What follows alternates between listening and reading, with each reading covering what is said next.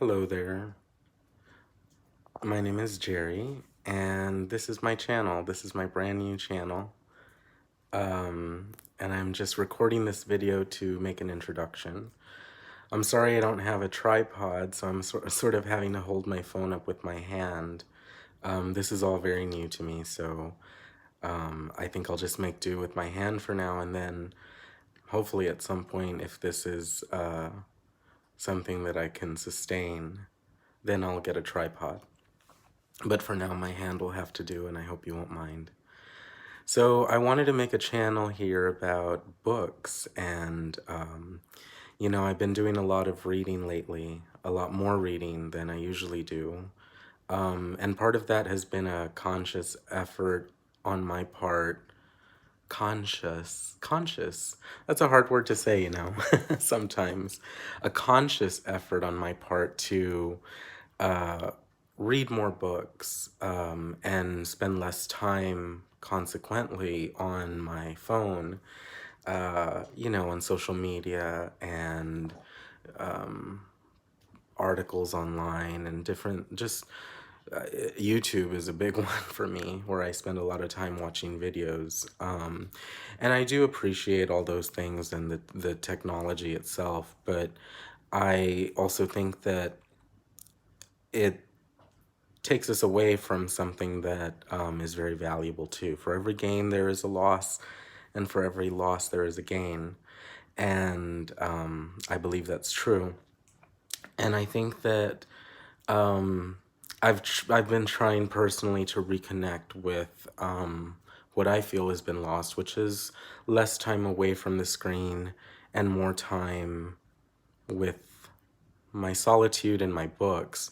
Right now we're sort of forced globally to seek out that solitude and to maintain it because of the coronavirus and the outbreak that's going on right now.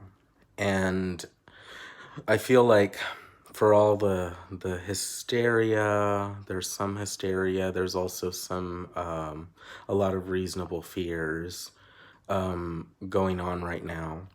And for all of that, I think that there's potential here to get something quite beneficial out of the whole experience of the coronavirus outbreak. It doesn't all have to be so dire and gloom. This is a time of change. I definitely can feel it in the air. I think maybe you can too. The world is changing right before our eyes, and it's fascinating to see. It's a little scary. There's elements of like compassion that are coming out, where people are doing really good positive things, but then there's also elements of darkness, where the darker aspects of the American character are revealed through certain people's actions. Like I've read articles that there are a growing number of excuse me, that there are a growing number of hate crimes being perpetrated against Asian peoples. And the reason for this is because Asian people are scapegoated for believing to be, they're associated somehow in the mind of the racist with, I guess, the pain or the fear that this virus is causing, even though that the two are not related. It's not like, I don't know. It's just if you try and think it out logically, it just doesn't make sense. At least I can't seem to make sense of it. It's racism. It's flat out racism, and it's awful. And then you're seeing stories also about hoarding. You're seeing stories about price gouging. You're seeing the ineptitude of government in certain areas, many areas maybe. But I think that all of this is has the potential to lead to good. Um, it makes us more aware of these things going on. I think these things have probably always gone on, where people have had to make secondary their consideration of their own health for making room for the consideration of how are they going to eat today. So they go to work and they know that it's compromising their safety, but they still go to work. And it's because they don't know if they're going to be able to make it. So the economic disparities that are so wide and so egregious, and the poverty level in this country, all of this is coming to light in a way that I don't think it's ever been brought to light before. I think a lot of people in power have been able to sweep it all under the rug and not have to acknowledge it. And in a way, maybe we haven't, I mean, not even in a, but definitely in a way, we haven't acknowledged it either, as sort of like the middle class, the comfortable middle class, where it's like we're not terrible, but we're not, up at the top. We're not up at the top, but we're okay with that, and we're like, you know what, it could be worse because we ignore the poverty that exists, the extreme poverty, the hunger, the homelessness. We're able to sort of like turn our cheek collectively, or turn the other way as a nation collectively, and not have to deal with it. But now we're having to deal with it because it means lives. And part of dealing with it, part of dealing with it, my lips are dry, excuse me. uh, my part of dealing with it is having to acknowledge it, having to sit with it, and it's also seeking out that solitude that allows you to be more reflective, look inwards, and sort of take into account everything that's going on, and everything that it says about us as a society. What does it say about a society that we are struggling to maintain an economy where people are not, where people are given sickly, or not given sickly, but are encouraged to share it with each other, amongst each other, even though they work for the richest company, one of the richest companies in the world. So that's something that we have to sit with. That's something that you have to acknowledge at some point, and people will acknowledge it now, I hope. And so I guess where I'm going with this in terms of the books is, that's one aspect of this whole coronavirus experience, is the COVID-19 experience, is has to do with going home, going inwards, distancing yourself socially from people, and that has a very interesting psychological effect on a myriad of levels. Excuse me, I like to get up and walk sometimes as I talk. But yeah, to tie that into books, I really just want to talk about how this channel begins with that aspect of solitude. That's why it's called The Living Room Reader. Is I read in my living room most of the time, and I read everywhere really, but I would say a majority of my like deep reading happens in the living room.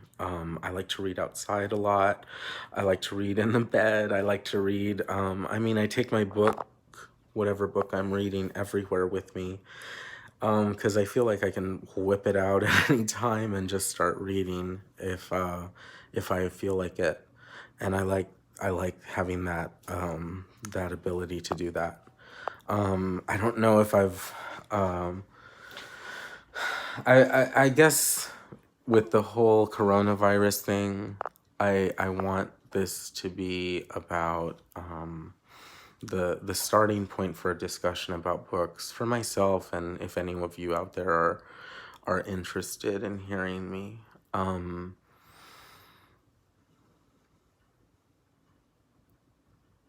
Yeah, I think that's all I'd like to say. Like I said, my name is Jerry, and I'm uh I'm a nervous person. I definitely feel nervous doing things like this, but I don't know, man. It feels like I have so many thoughts in my head, and I crave the ability to communicate them and to put them out and to get them recorded somehow, either in video format or writing. I like to write sometimes.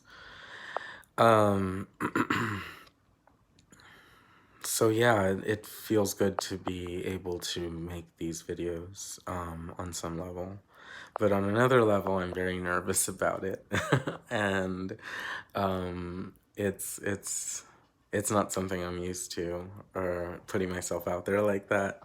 But hopefully this is something that can contribute to a discussion, or maybe even spark a discussion about certain books. And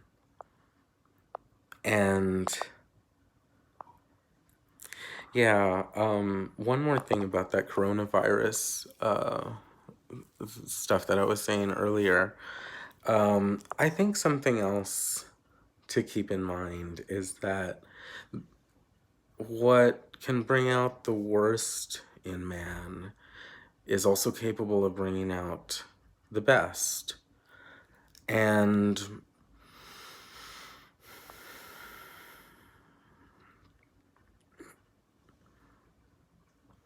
part of the best is being able to go back into a reflective state of mind, being able to go inward and be still and be silent and be alone and to just breathe and be okay. And part of that inward journey that I think is fundamental to the human experience, part of that is, or one of the ways that you can get there is through books.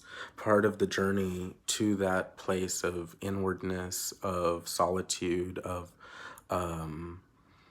being deeply rooted within your sense of self and within your own character, your own essence, is through books. And